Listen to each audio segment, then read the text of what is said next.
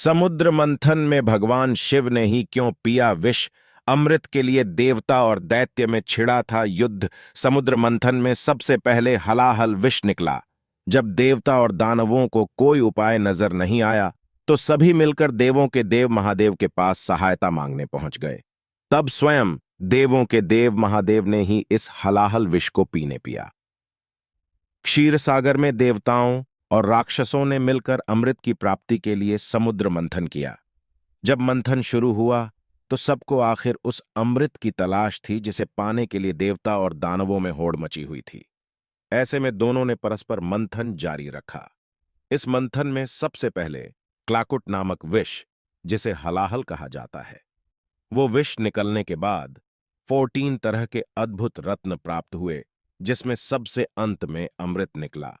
इस मंथन में हलाहल विष, कामधेनु, उच्चैश्रवा, ऐरावत, कौस्तुभ मणि, कल्प वृक्ष, रंभा, देवी लक्ष्मी, मदिरा, चंद्रमा, परिजात पुष्प, पांचजन्य शंख, धन्वंतरी और अंत में अमृत निकला।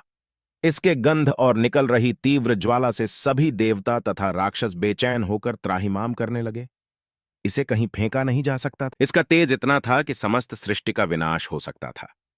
अब तक हुए इस मंथन में अमृत निकलना बाकी था। अब देवता और दानव दोनों को समझ नहीं आ रहा था कि इस विष हलाहल का क्या किया जाए। अमृत तो सभी को चाहिए था, ऐसे में इस विष का क्या करें।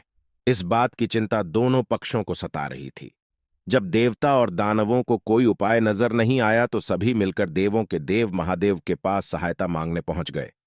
उन्होंने महादेव से कहा, महादेव, अब आप ही हम लोगों का कल्याण कर सकते हैं और इस मंथन से निकले विष का क्या उपाय किया जाए। इसे लेकर याचना करने लगे। महादेव ने देखा कि देवता और दानव इस हलाहल का कोई हल नहीं निकाल पा रहे हैं और इसे कहीं सृष्टि पर छोड़ा गया तो इस विष के द्वारा संपूर्ण सृष्टि का विनाश हो जाएगा।